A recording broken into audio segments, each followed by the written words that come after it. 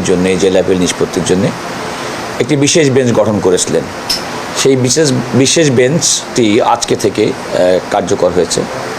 মাননীয় বিচারপতি জনাব ভীষ্মদেব চক্রবর্তী এবং মাননীয় বিচারপতি জনাব রাশেদুজ্জামান রাজা। তো আজকে এই মামলাটি 20টি এই মামলায় এই জাতীয় মামলা তালিকাভুক্ত ছিল। তার মধ্যে 20 নম্বর যেটি আইটেম সেটি হচ্ছে মাগুরার আলোচিত আসিয়া হত্যা মামলা থেকে উদ্ভূত রেফারেন্স।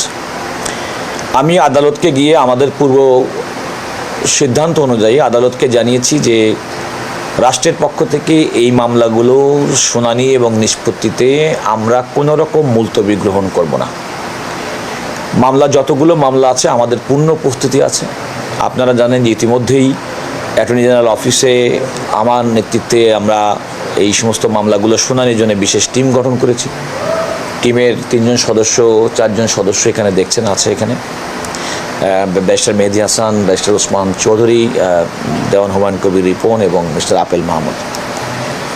তো আমরা আজকে যেহেতু ওই বেঞ্চটি প্রথমেই যখন দিনের কার্যসূচিতে সকাল 10:30টার সময় আমি আদালতকে গিয়ে আমাদের অবস্থানটা স্পষ্ট করেছি, কিন্তু যেহেতু 20 নম্বর আইটেমটি আসিয়ার মামলা, আমি আদালতকে বলেছি যে এই মামলাটি এবং এই ঘটনাটি বাংলাদেশের মানুষকে এত বেশি নাড়া দিয়েছিল, মানুষ প্রত্যাশা করে দ্রুততার সঙ্গে এই মামলাগুলোর আপিল নিষ্পত্তি হোক।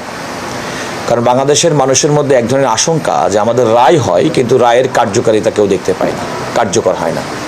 সেইটি বিবেচনায় নিয়ে আমি আদালতকে বলেছিলাম যে কোনোভাবেই আপনার যদি সুযোগ হয় তাহলে এই মামলাটি আসিয়ার মামলাটি অগ্রাধিকারের ভিত্তিতে শুনানি অনুরোধ করেছিলাম, আবেদন জানিয়েছিলাম।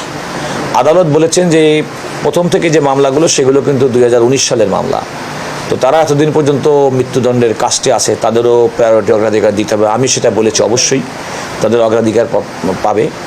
তবে কথাও বলেছি যে দেখেন, কিছু কিছু ঘটনা, কিছু কিছু অপরাধ সমাজে এমনভাবে সংগঠিত হয় এবং মানুষের প্রত্যাশা অনুযায়ী এই সমস্ত অপরাধের যদি আমরা সুষ্ঠু বিচার করতে পারি এবং বিচারের রায় যদি কার্যকর করতে পারি তাহলে সমাজে এর একটা সুফল বয়ে আনে। অন্তত মানুষ, অপরাধীরা একই ধরনের অপরাধ করা থেকে নিজেদেরকে নিবৃত্ত রাখে।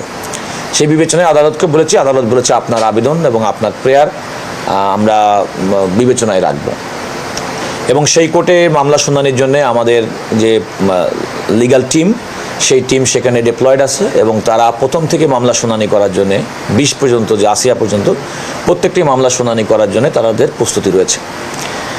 আমাদের আজকে জানেন যে রামেসা অতি সাম্প্রতিক যে ঘটনা, রামেসা হত্যা মামলার যে মৃত্যুদণ্ডপ্রাপ্ত 2জন আসামি, তারা আইন অনুযায়ী তারা জেল আপিল করেছেন, অর্থাৎ কারাগারের কারা তত্ত্বাবধায়কের মাধ্যমে সুপ্রিম কোর্টের হাইকোর্ট বিভাগে তারা আপিল দায়ের করেছেন, যেটাকে আমরা জেল আপিল বলি। সেটি ভিন্ন একটি বেঞ্চে মাননীয় বিচারপতি জনাব মোহাম্মদ আলী এবং মাননীয় বিচারপতি মোহাম্মদ সাইফুল ইসলাম, এই বেঞ্চে এটি আজকে তালিকাভুক্ত ছিল আজকে 35 এবং 36 নম্বর আইটেম হিসেবে। আমি 34 এবং 35 নম্বর আইটেম হিসেবে ছিল। রাষ্ট্রের পক্ষে এই মামলাতে আমি ছিলাম এবং সেখানে আদালত এই দুটি মামলা অ্যাডমিট করেছে। অ্যাডমিট বলতে জেল আপিল মঞ্জুরির আবেদনপত্র অনুমোদন করেছেন এবং আমি আদালতকেও বিনয়ের সঙ্গে বলেছি যে রামেসা হত্যা মামলার পেপার বুক তৈরি করে মৃত্যুদণ্ড রেফারেন্স শুনানির যে প্রস্তুতি, সেটি সম্পন্ন দ্রুততর হবে যদি আজকের মধ্যেই আপনারা এই আদেশটি যদি স্বাক্ষর করে যদি সংশ্লিষ্ট সেকশনে পাঠিয়ে দেন। তা আদালত বলেছেন যে আজকেই দুপুরের মধ্যে তারা এই আদেশটি, অর্থাৎ তাদের মৃত্যুদণ্ডপ্রাপ্ত 2জন ব্যক্তি সোহেল এবং স্বপ্না, তাদের আপিল মঞ্জুরির যে আদেশ, জেল আপিল মঞ্জুরির আদেশটি তারা সেকশনে পাঠিয়ে দেবেন এবং আমরা প্রত্যাশা করি সেটি যাওয়ার পরেই রামেসা হত্যা মামলার মৃত্যুদণ্ড রেফারেন্স শুনানির জন্য প্রস্তুতির কাজটা অনেক দূর এগিয়ে যাবে, পেপার বুক তৈরি হয়ে যাবে। এটা হচ্ছে আমাদের সামগ্রিকভাবে আমরা রাষ্ট্রের পক্ষে, রাষ্ট্রের দায়িত্ব এবং বর্তমান রাষ্ট্রের পক্ষে দায়িত্ব পালনকারী সরকারও সুবিচার সুনিশ্চিত করতে চাই, প্রকৃত অপরাধীর বিচার করতে চাই এবং যাতে সমাজে কোনো মানুষ যেন অপরাধ করে পার না পায় সেটা দেখতে চাই এবং যে কোনো রায় দ্রুততম সময়ের মধ্যে কার্যকর হোক সেটাও চাই। তো আমাদের রাষ্ট্রের পক্ষ থেকে সরকারের অবস্থানটা আমরা দায়িত্ব পালন করে থাকি অ্যাটর্নি জেনারেল অফিস এবং আমরা আমাদের সেই দায়িত্ব পালন করছি। তাহলে কি এখনো রামিসা হত্যা মামলাতে অভিযোগটা তৈরি হয়নি? আপনি যেটা বলছেন 2 কার্যদিবস হয়ে যাবে। আশা করছি এই কারণে কারণ তারও তো একটা আইনগত অধিকার আছে, একজন মৃত্যুদণ্ডপ্রাপ্ত আসামি তারও তো আপিল করার অধিকার আছে। তিনি তো জেল কর্তৃপক্ষের মাধ্যমে সে আপিলটি করেছেন, সুতরাং তার আপিলটা মঞ্জুর হয়েছে এবং সেই আপিলটা মৃত্যুদণ্ডের যে রেফারেন্স তার সঙ্গে একসঙ্গে শুনানি হবে। প্রত্যাশা অনুযায়ী যে 2 কার্যদিবসের কথা বলেছেন সেটা হয়নি, না সেটা হয়নি, কারণ আপনাকে এটা মনে রাখতে হবে কিন্তু মৃত্যুদণ্ডপ্রাপ্ত ব্যক্তির কিন্তু 7 দিন সময় আছে জেল আপিলটি করার। তো তারা সেই জেল আপিলটি 7 দিন পর্যন্ত তাদের তো সেই আইনি বাধ্যবাধকতার যে সময় সে সময়টুকু তাদেরকে তো দিতে হবে। জেল আপিলে ওই 2 আসামি কি লিখেছেন এটা যদি আমাদের একটু বলতেন। আসলে আমি জেল আপিলে মূল দণ্ডপ্রাপ্ত আসামি সে আপিলের গ্রাউন্ড হিসেবে বলেছে যে আমি আর্থিকভাবে অসচ্ছল, আমি অটোরিকশা গ্যারেজে মিস্ত্রির কাজ করতাম, আমি নিয়মিত ইয়াবা মাদকাসক্ত ছিলাম, আমি মাদকাসক্ত নেশাগ্রস্ত হওয়ায় কারণে পরিবারে প্রায় ঝগড়া বিবাদ লেগেই থাকতো।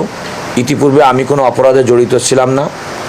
পত্র মামলার ভিকটিমের সাথে যে ঘটনা ঘটেছে তা মাদকাসক্ত ও নেশাগ্রস্ত অবস্থায় হয়েছে। আমার আর্থিক অভাব, পারিবারিক অশান্তি, মাদকাসক্ত ও নেশাগ্রস্ত হওয়ার কারণে ঘটনাটি সম্পূর্ণ অনিচ্ছাকৃত অবচেতনভাবে হয়েছে। কিভাবে যে ঘটনাটি ঘটেছে আমি বুঝতে পারি নাই। আমার একটিমাত্র ছেলের পড়াশুনো খরচ ও পরিবারের ভরণ পোষণ করার মতো কেউ নাই। আমি ভুল করেছি, আমি ক্ষমা চাই। এটা প্রকারান্তরে এই মামলা এই জেল আপিলের যে কারণ হিসেবে উল্লেখ করেছেন তার মাধ্যমে তিনি এই ঘটনা স্বীকার করেছেন। এর জন্য এই জেল আপিল নিষ্পত্তির জন্য একটি বিশেষ বেঞ্চ গঠন করেছিলেন। সেই বিশেষ বেঞ্চটি আজকে থেকে কার্যকর হয়েছে। মাননীয় বিচারপতি জনাব ভীষ্মদেব চক্রবর্তী এবং মাননীয় বিচারপতি জনাব আসাদুজ্জামান রাজা। তো আজকে এই মামলাটি 20টি এই মামলায় এই জাতীয় মামলা তালিকাভুক্ত ছিল। তার মধ্যে 20 নম্বর যেটি আইটেম সেটি হচ্ছে মাগুরার আলোচিত আসিয়া হত্যা মামলা থেকে উদ্ভূত রেফারেন্স। আমি আদালতকে গিয়ে আমাদের পূর্ব সিদ্ধান্ত অনুযায়ী আদালতকে জানিয়েছি যে রাষ্ট্রের পক্ষ থেকে এই মামলাগুলো শুনানি এবং নিষ্পত্তিতে আমরা কোনো রকম মুলতবি গ্রহণ করব না। মামলা যতগুলো মামলা আছে আমাদের পূর্ণ প্রস্তুতি আছে। আপনারা জানেন যে ইতিমধ্যেই অ্যাটর্নি জেনারেল অফিসে আমার নেতৃত্বে আমরা এই সমস্ত মামলাগুলো শুনানির জন্য বিশেষ টিম গঠন করেছি। টিমের 3 জন সদস্য 4 জন সদস্য এখানে দেখছেন আছে এখানে ব্যারিস্টার মেহেদি হাসান, ব্যারিস্টার ওসমান চৌধুরী, দেওয়ান হুমায়ুন কবির রিপন এবং মিস্টার আপেল মাহমুদ। তো আমরা আজকে যেহেতু ওই বেঞ্চটি প্রথমেই যখন দিনের কার্যসূচিতে সকাল 10:30টার সময় আমি আদালতকে গিয়ে আমাদের অবস্থানটা স্পষ্ট করেছি, কিন্তু যেহেতু 20 নম্বর আইটেমটি আসিয়ার মামলা, আমি আদালতকে বলেছি যে এই মামলাটি এবং এই ঘটনাটি বাংলাদেশের মানুষকে এত বেশি নাড়া দিয়েছিল, মানুষ প্রত্যাশা করে দ্রুততার সঙ্গে এই মামলাগুলোর আপিল নিষ্পত্তি হোক। কারণ বাংলাদেশের মানুষের মধ্যে এক ধরনের আশঙ্কা যে আমাদের রায় হয় কিন্তু রায়ের কার্যকারিতা কেউ দেখতে পায় না, কার্যকর হয় না। সেইটি বিবেচনায় নিয়ে আমি আদালতকে বলেছিলাম যে কোনোভাবেই আপনার যদি সুযোগ হয় তাহলে এই মামলাটি আসিয়ার মামলাটি অগ্রাধিকারের ভিত্তিতে শুনানি অনুরোধ করেছিলাম, আবেদন জানিয়েছিলাম। আদালত বলেছেন যে প্রথম থেকে যে মামলাগুলো সেগুলো কিন্তু 2019 সালের মামলা, তো তারা এতদিন পর্যন্ত মৃত্যুদণ্ডের কাস্টে আছে, তাদেরও প্রায়োরিটি অগ্রাধিকার দিতে হবে। আমি সেটা বলেছি, অবশ্যই তাদের অগ্রাধিকার পাবে। তবে কথাও বলেছি যে দেখেন, কিছু কিছু ঘটনা, কিছু কিছু অপরাধ সমাজে এমনভাবে সংগঠিত হয় এবং মানুষের প্রত্যাশা অনুযায়ী এই সমস্ত অপরাধের যদি আমরা সুষ্ঠু বিচার করতে পারি এবং বিচারের রায় যদি কার্যকর করতে পারি তাহলে সমাজে এর একটা সুফল বয়ে আনে। অন্তত মানুষ, অপরাধীরা একই ধরনের অপরাধ করা থেকে নিজেদেরকে নিবৃত্ত রাখে। সেই বিবেচনায় আদালতকে বলেছি, আদালত বলেছে আপনার আবেদন এবং আপনার প্রেয়ার আমরা বিবেচনায় রাখব। এবং সেই কোর্টে মামলা শুনানির জন্য আমাদের যে লিগ্যাল টিম, সেই টিম সেখানে ডিপ্লয়েড আছে এবং তারা প্রথম থেকে মামলা শুনানি করার জন্য 20 পর্যন্ত, যে আসিয়া পর্যন্ত প্রত্যেকটি মামলা শুনানি করার জন্য তাদের প্রস্তুতি রয়েছে। আমাদের আজকে জানেন যে রামিসা অতি সাম্প্রতিক যে ঘটনা, রামিসা হত্যা মামলার যে মৃত্যুদণ্ডপ্রাপ্ত 2 জন আসামি, তারা আইন অনুযায়ী তারা জেল আপিল করেছেন, অর্থাৎ কারাগারের কারা তত্ত্বাবধায়কের মাধ্যমে সুপ্রিম কোর্টের হাইকোর্ট বিভাগে তারা আপিল দায়ের করেছেন, যেটাকে আমরা জেল আপিল বলি, সেটি ভিন্ন একটি বেঞ্চে মাননীয় বিচারপতি জনাব মোহাম্মদ আলী এবং মাননীয় বিচারপতি মোহাম্মদ সাইফুল ইসলাম এই বেঞ্চে এটি আজকে তালিকাভুক্ত ছিল আজকে 35 এবং 36 নম্বর আইটেম হিসেবে। আমি 34 এবং 35 নম্বর আইটেম হিসেবে ছিল। রাষ্ট্রের পক্ষে এই মামলাতে আমি ছিলাম এবং সেখানে আদালত এই দুটি মামলা অ্যাডমিট করেছেন। অ্যাডমিট বলতে জেল আপিল মঞ্জুরির আবেদনপত্র অনুমোদন করেছেন এবং আমি আদালতকেও বিনয়ের সঙ্গে বলেছি যে রামিসা হত্যা মামলার পেপার বুক তৈরি করে মৃত্যুদণ্ড রেফারেন্স শুনানির যে প্রস্তুতি, সেটি সম্পন্ন দ্রুততর হবে যদি আজকের মধ্যেই আপনারা এই আদেশটি যদি স্বাক্ষর করে যদি সংশ্লিষ্ট সেকশনে পাঠিয়ে দেন।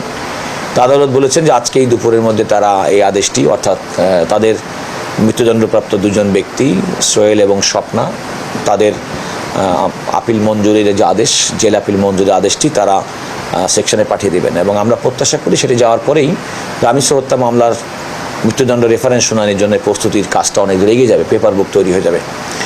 এটা হচ্ছে আমাদের সামগ্রিকভাবে আমরা রাষ্ট্রের পক্ষে, রাষ্ট্রের দায়িত্ব এবং বর্তমান রাষ্ট্রের পক্ষে দায়িত্ব পালনকারী সরকারও সুবিচার সুনিশ্চিত করতে চাই, প্রকৃত অপরাধীর বিচার করতে চাই এবং যারা যাতে সমাজে কোনো মানুষ যেন অপরাধ করে পার না পায় সেটা দেখতে চাই এবং যে কোনো রায় দ্রুততম সময়ের মধ্যে কার্যকর হোক সেটাও চাই।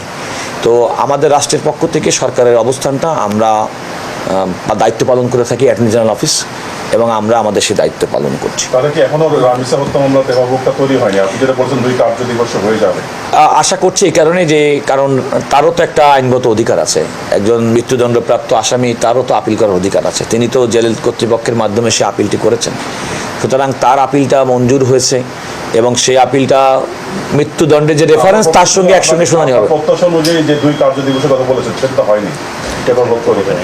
না, সেটা হয়নি, কারণ আপনাকে এটা মনে রাখতে হবে কিন্তু মৃত্যুদণ্ডপ্রাপ্ত ব্যক্তির কিন্তু 7 দিন সময় আছে জেল আপিলটি করার।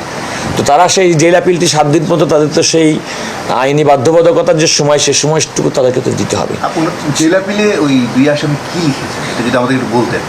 আসলে আমি জেল আপিলে মূল দণ্ডপ্রাপ্ত আসামি সে আপিলের গ্রাউন্ড হিসেবে বলেছে যে আমি আর্থিকভাবে অসচ্ছল, আমি অটোরিকশা গ্যারেজে মিস্ত্রির কাজ করতাম, আমি নিয়মিত ইয়াবা মাদকাসক্ত ছিলাম, আমি মাদকাসক্ত নেশাগ্রস্ত হওয়ার কারণে পরিবারে প্রায় ঝগড়া বিবাদ লেগেই থাকতো। ইতিপূর্বে আমি কোনো অপরাধে জড়িত ছিলাম না।